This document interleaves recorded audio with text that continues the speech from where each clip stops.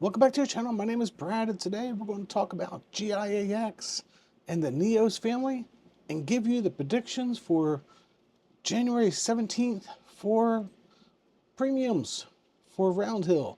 If that's what you're looking for, stay tuned. So I left links below to timestamps so you can go to the sections that you want to see. But let's first talk about GIAX and the NEOS family. GIAX made their calls for this week that expire on the 13th next week. So what did they do? They ended up splitting them among all three indexes. And I really like that because if one index goes up, one index goes down, one stays flat, you get to play all three.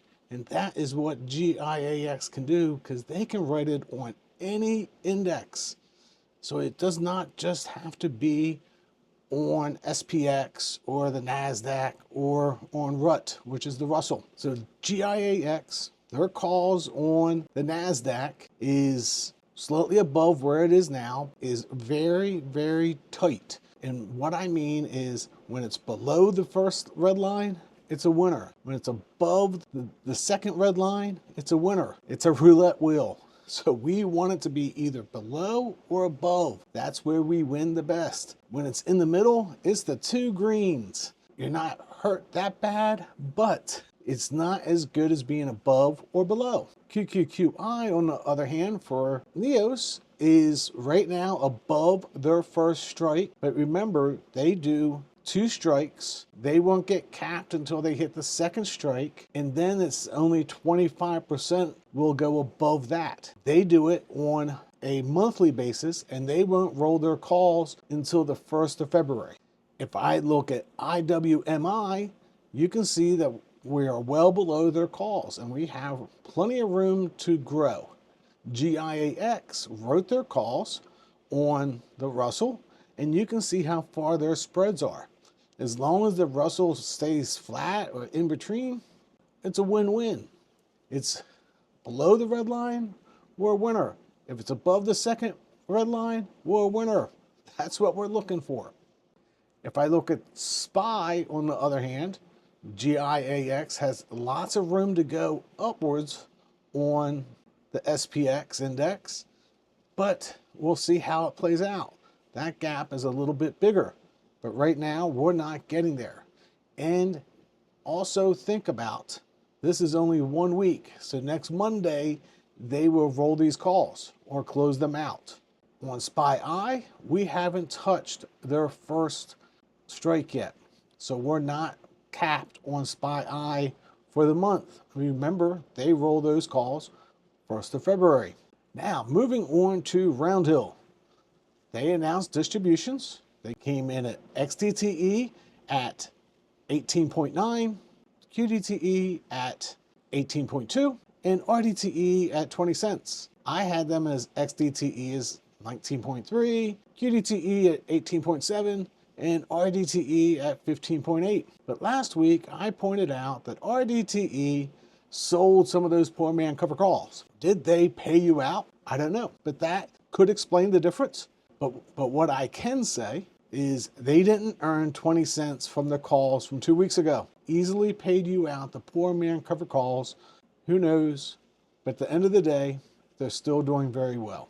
If I look at the calls for QDTE this week, this is where I'm going to say we're seeing a higher volatility in the market because the amount of premiums they got for their calls are extremely high compared to other weeks, which is a good sign for everybody that's into any kind of cover calls. Basically, they only got capped on Friday. Friday was the only day that they went past the strike, 0.45. Cost them $1.8 million to close, but at the end of the day, they made 32.6 cents.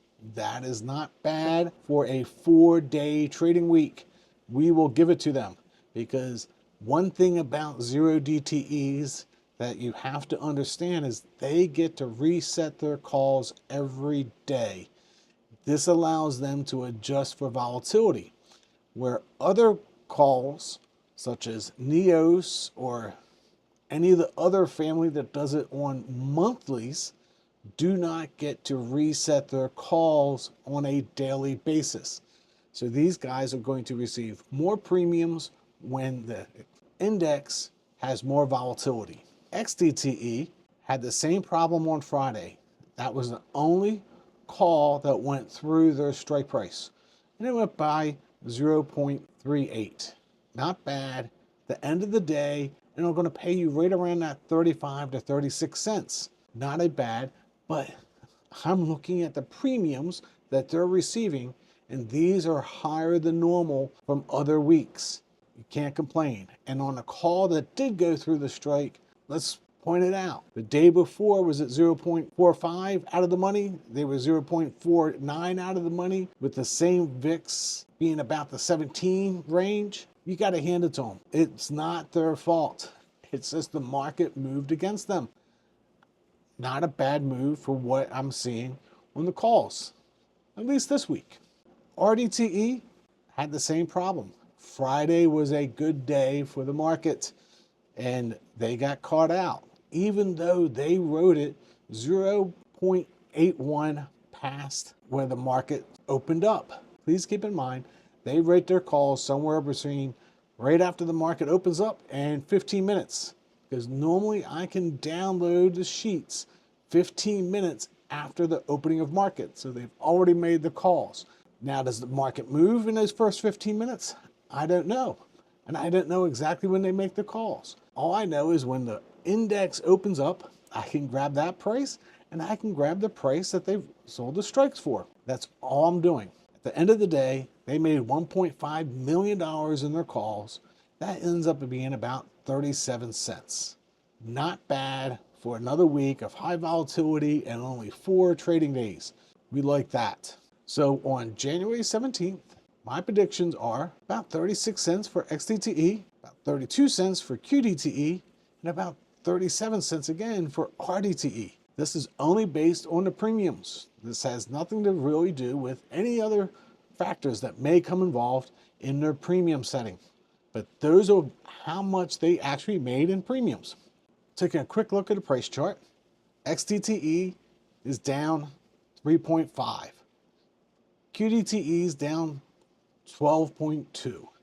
RDTE is down 1.3. I'm going to sit there and say they're doing a fairly good job at trying to maintain the NAV. Even on QDTE, yes, it's down 12%. Yes, they get caught out sometimes on their calls. But when you look at total returns, they're actually beating SPY and actually beating XDTE for total returns. It's all about what you're comfortable with. If you're comfortable with a little NAV depreciation, QDTE is a winner. Looks like RDTE is a winner. They're staying fairly close. And this has been over a year now, or this is coming up on a year now. This isn't a few months. This is coming up in a few months on one complete year, and only being down 3% is not that bad for a year. Being down 12%, still not that bad when you consider what their premiums are. Depending all on your personal goals. Has nothing to do with my personal goals. It's your personal goals. Lastly, you should have some type of 0DTE in your portfolio. Don't care which one you choose. And the reason being is they get to reset those strikes every single day. So they get to take advantage of the higher premiums every single day when the VIX or the actual index is higher. So hopefully this explains why you should consider having a 0DTE in your portfolio. Pick one, doesn't matter if it's these or another, but it really makes sense in the long term. Until next time, God bless.